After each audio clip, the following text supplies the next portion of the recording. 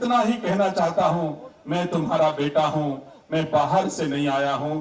तुम्ही ने पाल पोस के मुझे बड़ा किया है, इस लायक बनाया है कि मैं रायबरेली की सेवा कर सकूं, सम्मान कर सकूं, तुम्हारा स्वाभिमान बढ़ा सकूं।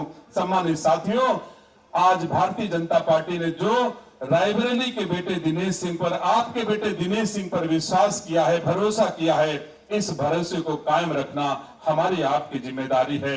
आप जानते हो, कांग्रेस पार्टी ने रायबरेली का कभी सम्मान नहीं किया। मैं आप सबसे पूछना चाहता हूं, जब गांधी परिवार रायबरेली से चुनाव नहीं लड़ा, तो भी कभी कांग्रेस पार्टी के किसी एक बेटे को भी रायबरेली से लोकसभा का टिकट नहीं दिया गया है।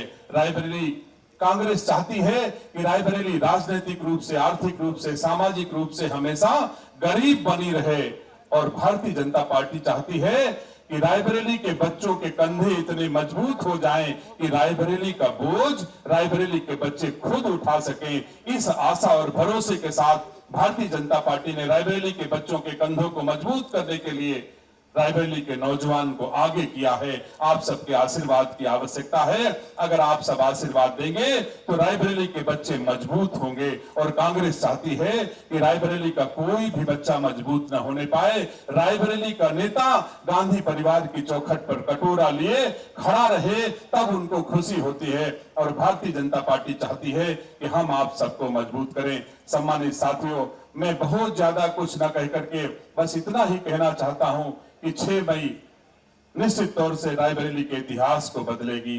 जो रायबरेली का इतिहास है, रायबरेली की भूमि पर बाहर के लोगों ने कब्जा कर लिया है। सम्मानित साथियों, 6 मई को हम सब रायबरेली की इस भूमि को कब्जेदारी से मुक्त करा करके निश्चित तौर से रायबरेली को सौंपेंगे।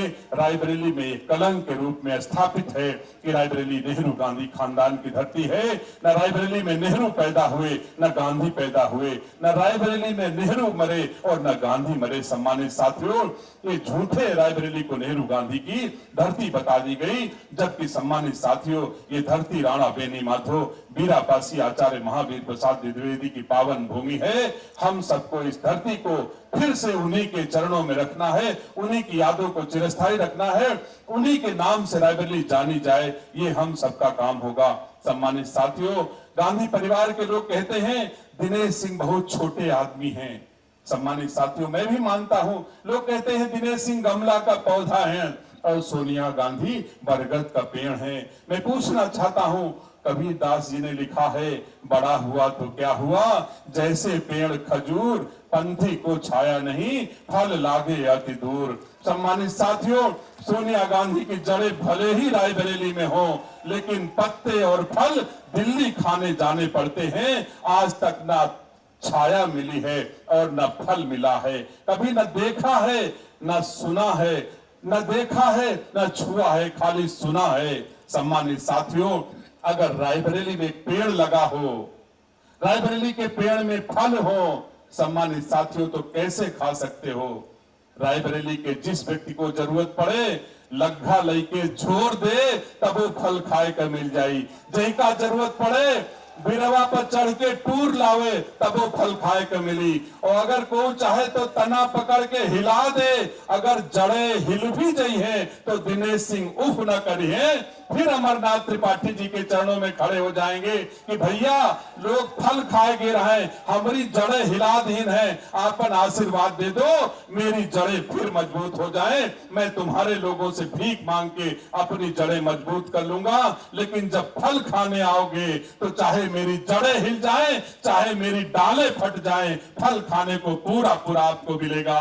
सम्मानित साथियों, मैं अब और ज्यादा न बोल करके मैं आप सबसे यही कहना चाहता हूं, सम्मानित साथियों, मैं घर का हूं, नालायक भी होऊंगा तो गांधी परिवार से बेहतर होऊंगा, ये गारंटी है। सम्मानित साथियों, और जिस आशा विश्वास के साथ आप मेरे साथ खड़े हुए हो, मैं भरोसा दिलाता हूं, 6 मई को अगर रायबरेली का परिणाम आपने दिया तो शेष जीवन दिनेश सिंह तुम्हारे चरणों की धूल मस्तक में लगाकर इसी रायबरेली की गलियों में घूमेगा। न इटली जाएगा, न दिल्ली जाएगा, न लखनऊ जाएगा, मेरा यही सब कुछ होगा। आप ही लोग हमारे लिए देवता हो, रायबरेली मेरा मंदिर है, यही मान के शेष जीवन सेवा करूंगा। बहुत बहुत धन्यवाद, बहुत बहुत आभार। जय हिंद, जय भारत, जय भाजपा, जय रायबरेली।